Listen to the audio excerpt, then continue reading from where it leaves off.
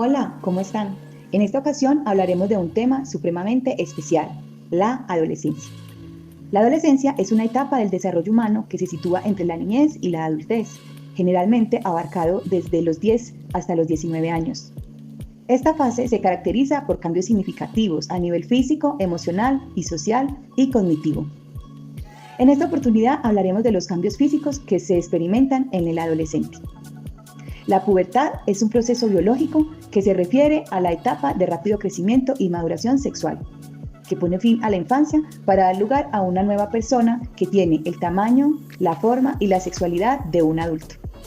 Este se puede dar entre los 8 y los 14 años en las niñas y los 10 y los 15 años en los niños.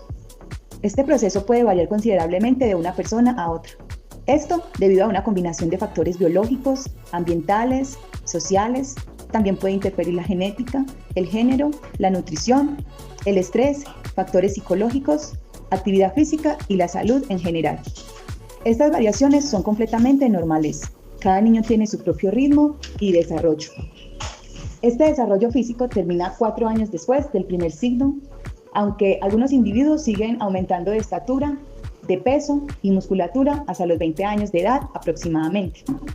En esta etapa encontramos cambios visibles e invisibles. ¿Qué tal si hablamos acerca de los cambios visibles?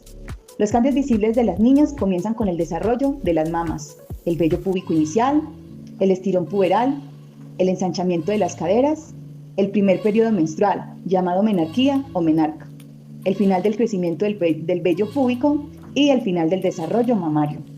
La menarquía tiene lugar normalmente entre los 10 y 14 años. Esta es la edad promedio actual entre las niñas bien nutridas. Ahora vamos a ver el desarrollo de los varones.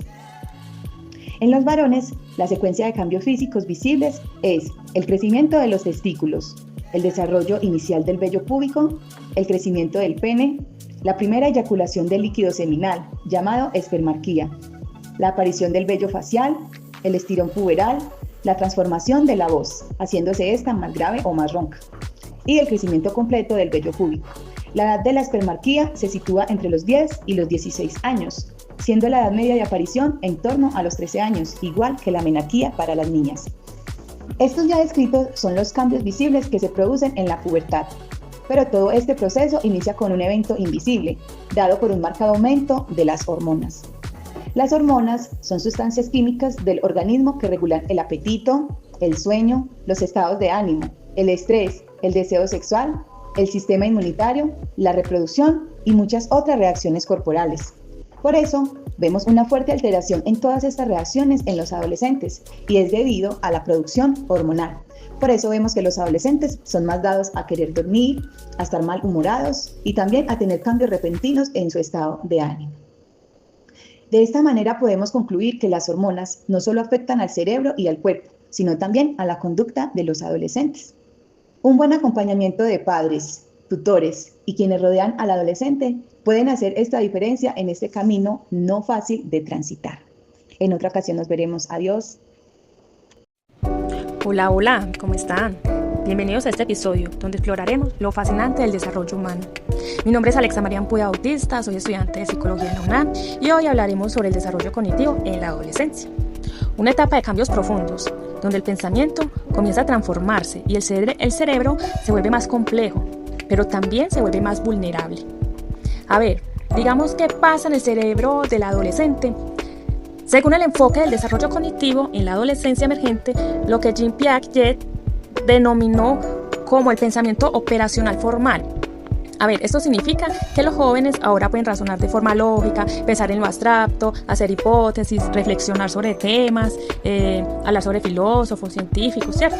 Pero al mismo tiempo aparece una característica particular, el egocentrismo, ¿cierto? Que se puede ver en estos adolescentes. A veces lo definimos como egoísmo, pero no se trata de egoísmo, sino de una forma de pensar en la que creen que todo el mundo los observa o que sus emociones son únicas. Aquí encontramos fenómenos como la fábula personal y la audiencia imaginaria, donde sienten que nadie los comprende, que no son escuchados o que son el centro de la atención. A ver, también habla de dos maneras de pensar, ¿cierto? La intuición versus análisis. Durante esta etapa, los adolescentes desarrollan lo que se conoce como procesamiento dual, ¿cierto? Esto quiere decir que el cerebro puede trabajar de dos maneras.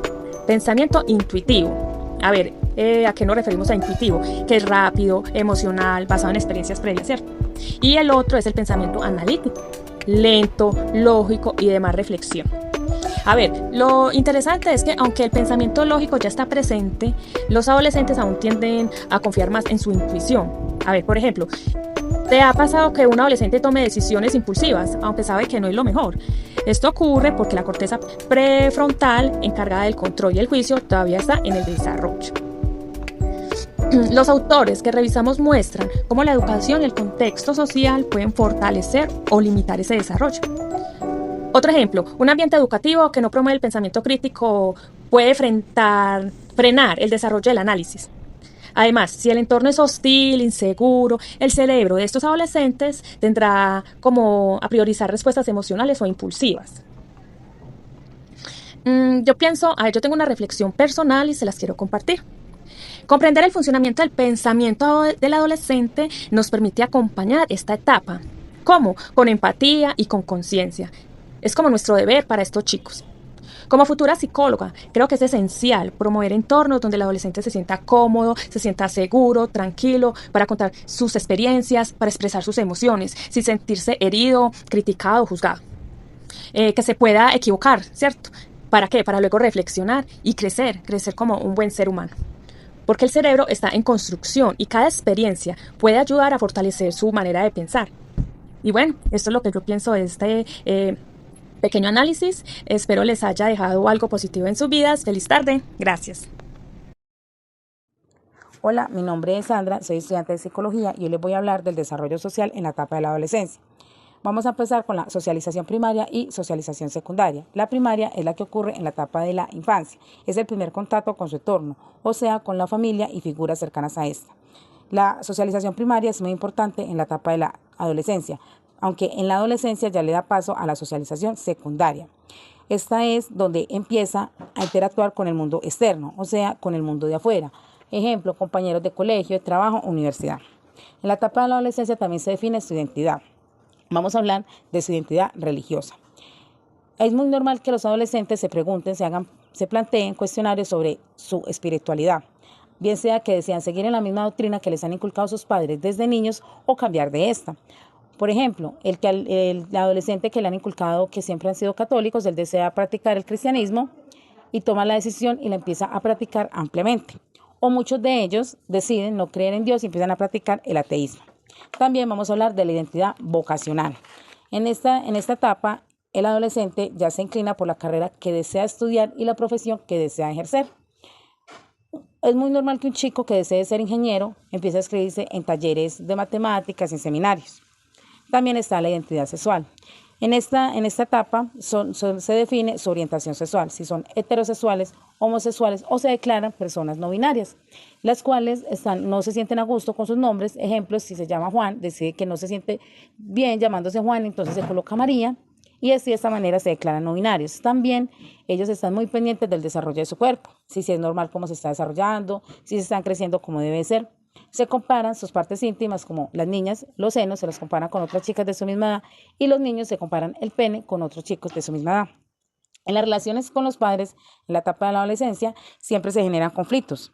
Es normal que los conflictos aumenten con los padres. Estos conflictos se pueden dar por falta de compatibilidad entre la convivencia del hogar y a la que el adolescente se está desarrollando por fuera. El adolescente por fuera de su hogar empieza a crear grupos con personas de su misma edad, con pensamientos, ideologías iguales, y en esos grupos él siente el apoyo emocional, se siente que encuentra sentimientos y crean hasta valores de lealtad.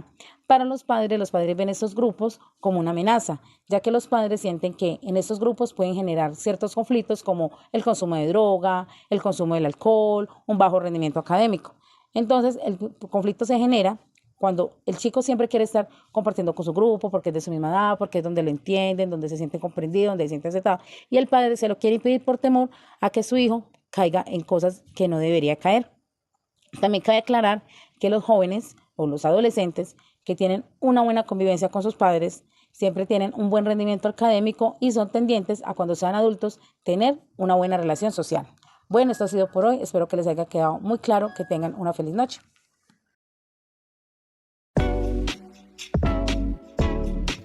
Hola, ¿cómo están? Soy Yulisa Monroy, estoy estudiando el programa de Psicología en la UNAD y les doy la bienvenida a mi podcast Desarrollo Emocional y Moral en la Adolescencia. Hoy hablaré sobre las concepciones teóricas, los modelos e implicaciones educativas desde lo emocional y lo moral. Primero, se debe entender que el desarrollo emocional y moral en la adolescencia es un proceso complejo que implica cambios significativos en la identidad personal, social y sexual de un individuo. La adolescencia es una etapa en la que los individuos comienzan a desarrollar una mayor conciencia de sí mismos y de su lugar en el mundo, lo que puede llevar a conflictos con los padres y a dificultades en el desarrollo de habilidades interpersonales.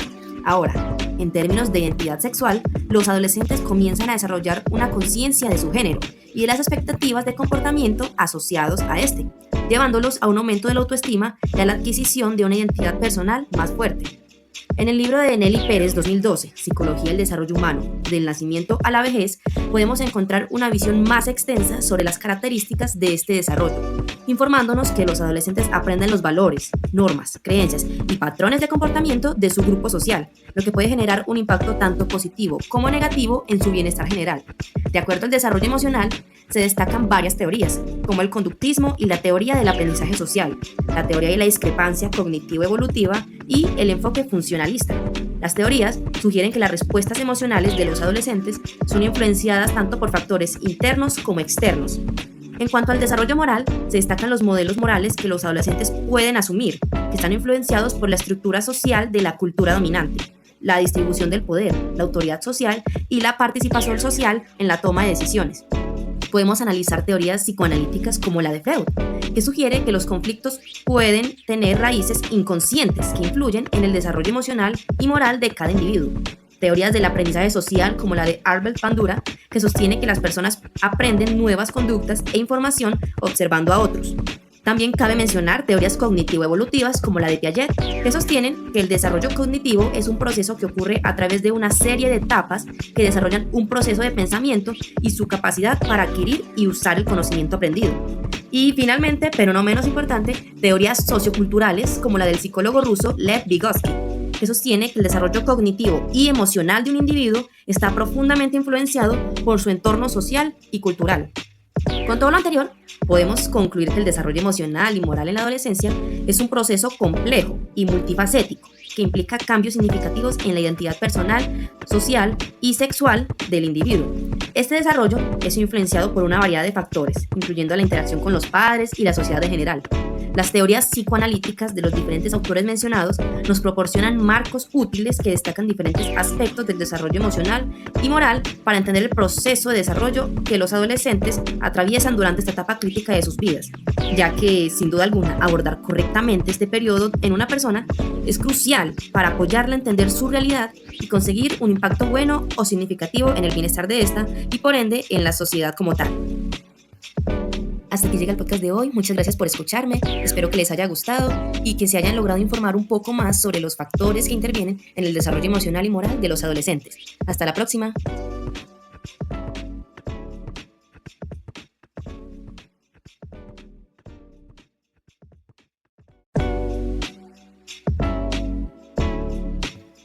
Hola, ¿cómo están? Soy Yulisa Monroy, estoy estudiando el programa de Psicología en la UNAD y les doy la bienvenida a mi podcast Desarrollo Emocional y Moral en la Adolescencia. Hoy hablaré sobre las concepciones teóricas, los modelos e implicaciones educativas desde lo emocional y lo moral. Primero, se debe entender que el desarrollo emocional y moral en la adolescencia es un proceso complejo que implica cambios significativos en la identidad personal, social y sexual de un individuo. La adolescencia es una etapa en la que los individuos comienzan a desarrollar una mayor conciencia de sí mismos y de su lugar en el mundo, lo que puede llevar a conflictos con los padres y a dificultades en el desarrollo de habilidades interpersonales. Ahora, en términos de identidad sexual, los adolescentes comienzan a desarrollar una conciencia de su género y de las expectativas de comportamiento asociados a este, llevándolos a un aumento de la autoestima y a la adquisición de una identidad personal más fuerte. En el libro de Nelly Pérez 2012, Psicología del Desarrollo Humano, del nacimiento a la vejez, podemos encontrar una visión más extensa sobre las características de este desarrollo, informándonos que los adolescentes aprenden los valores, normas, creencias y patrones de comportamiento de su grupo social, lo que puede generar un impacto tanto positivo como negativo en su bienestar general. De acuerdo al desarrollo emocional, se destacan varias teorías, como el conductismo y la teoría del aprendizaje social, la teoría de la discrepancia cognitivo-evolutiva y el enfoque funcionalista. Las teorías sugieren que las respuestas emocionales de los adolescentes son influenciadas tanto por factores internos como externos. En cuanto al desarrollo moral, se destacan los modelos morales que los adolescentes pueden asumir, que están influenciados por la estructura social de la cultura dominante, la distribución del poder, la autoridad social y la participación social en la toma de decisiones. Podemos analizar teorías psicoanalíticas como la de Freud, que sugiere que los conflictos pueden tener raíces inconscientes que influyen en el desarrollo emocional y moral de cada individuo. Teorías del aprendizaje social como la de Albert Bandura, que sostiene que las personas aprenden nuevas conductas e información observando a otros. También cabe mencionar teorías cognitivo-evolutivas como la de Piaget, que sostienen que el desarrollo cognitivo es un proceso que ocurre a través de una serie de etapas que desarrollan un proceso de pensamiento y su capacidad para adquirir y usar el conocimiento aprendido. Y finalmente, pero no menos importante, teorías socioculturales como la del psicólogo ruso Lev Vygotsky, que sostiene que el desarrollo cognitivo y emocional de un individuo está profundamente influenciado por su entorno social y cultural. Con todo lo anterior, podemos concluir que el desarrollo emocional y moral en la adolescencia es un proceso complejo y multifacético que implica cambios significativos en la identidad personal, social y sexual del individuo. Este desarrollo es influenciado por una variedad de factores, incluyendo la interacción con los padres y la sociedad en general. Las teorías psicoanalíticas de los diferentes autores mencionados nos proporcionan marcos útiles que destacan diferentes aspectos del desarrollo emocional y moral para entender el proceso de desarrollo que los adolescentes atraviesan durante esta etapa crítica de sus vidas, ya que, sin duda alguna, abordar correctamente este periodo en una persona es crucial para apoyarla a entender su realidad y conseguir un impacto bueno o significativo en el bienestar de esta y por ende en la sociedad como tal. Hasta aquí llega el podcast de hoy. Muchas gracias por escucharme. Espero que les haya gustado y que se hayan logrado informar un poco más sobre los factores que intervienen en el desarrollo emocional y moral de los adolescentes. Hasta la próxima.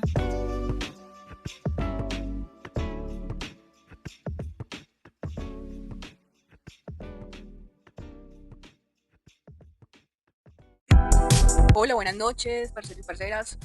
Mi nombre es Nati Estrada, soy psicóloga en construcción de confianza y estás en La Jugada Adolescente, el parche donde hablamos sin tapujos de lo que nos mueve, nos preocupa y nos hace más fuertes. Vamos con toda. Hoy vamos a hablar de unos fantasmitas que a veces se nos atraviesan en el camino, los factores de riesgo, como por ejemplo el bullying, la presión social, el estrés, la ansiedad por el futuro. Pero ojo, no estamos solos ni indefensos. Tenemos una super herramienta que nos puede ayudar como a sondear todo eso y son las habilidades sociales. Imagínatelas como esos poderes que nos ayudan a conectar de verdad con los demás, a decir lo que sentimos y a tomar esas decisiones sabias y sobre todo a querernos tal como somos. Son como esos GPS emocionales que nos guían sin estrellarnos. ¿Y cuáles son esas habilidades? Pilas pues. La empatía, por ejemplo, la empatía es sentir lo que siente el otro, tenderle la mano cuando lo necesitas, ponernos en los zapatos de esa otra persona para poder entender cómo de pronto su mente está interpretando ese problema o ese momento. La asertividad es decir lo que pensamos sin agredir ni dejarnos pisotear por las otras personas, ¿cierto? El autocontrol es respirar antes de explotar. Adicional, digamos como controlar esas emociones fuertes que en ese momento sentimos cuando tenemos rabia y que de pronto podemos decir cosas que son hirientes. Y la comunicación efectiva es hablar claro, directo y con respeto. Todo esto lo podemos aprender y mejorar. Es teso, es lo más teso, pero no, no es un obstáculo para uno poder avanzar y aprender estas cosas. Les cuento el caso de una pelada muy tímida que le daba pues como mucha pena hablar en público o hablar así como cuando uno pues, normalmente habla con un amigo, una amiga, pero esa persona era bastante tímida. Un día se metió al teatro y ¡pum! Pues la vida le cambió bastante. Se volvió segura, auténtica y encontró un combo que la valoraba a mí. La clave fue que desarrolló sus habilidades sociales, se creyó el cuento y obviamente eso tuvo una transformación súper potente en su vida, de modo que ya la volvió pues como una persona mucho más social y más cercana a las demás. Aquí van unos tips rapiditos para empezar hoy mismo, pues que sería lo ideal, o cuando ustedes sientan que de pronto es un poquito más cercano, o cuando se sientan preparados, ojalá sea pues como algo más rápido, porque entre más rápido se haga, los cambios obviamente son más instantáneos. Guardar, por ejemplo, el celular cuando hablamos con alguien y mirarlo a los ojos, eso crea conexión, esa conexión que perdimos hace mucho rato por estar pegados del celular sin darnos cuenta que está alrededor de nuestro entorno y perdimos pues como esa cosa bacana. Si te da por ejemplo rabia, respira hondo y cuentas hasta 10. No digas todo a la primera porque generalmente ese tipo de cosas hacen que uno se arrepienta luego. Haz algo bueno por alguien cada día, por pequeño que sea. Por ejemplo, admirar a una persona cómo está vestida, su cabello, o por ejemplo si te ayudó con algo, darle las gracias. Agradecer da un efecto muy bacano en las personas. Recuerda que este es un proceso, no es una carrera. No se comparen con nadie. Cada pasito cuenta y cada esfuerzo vale. Listo. Y para cerrar, gracias por estar acá en La Jugada Adolescente. Confíen en su berraquera, crean en su magia y nunca olviden que no están solos. Aquí estaré como psicóloga en construcción para acompañarlos en este camino. Un abrazo y feliz noche.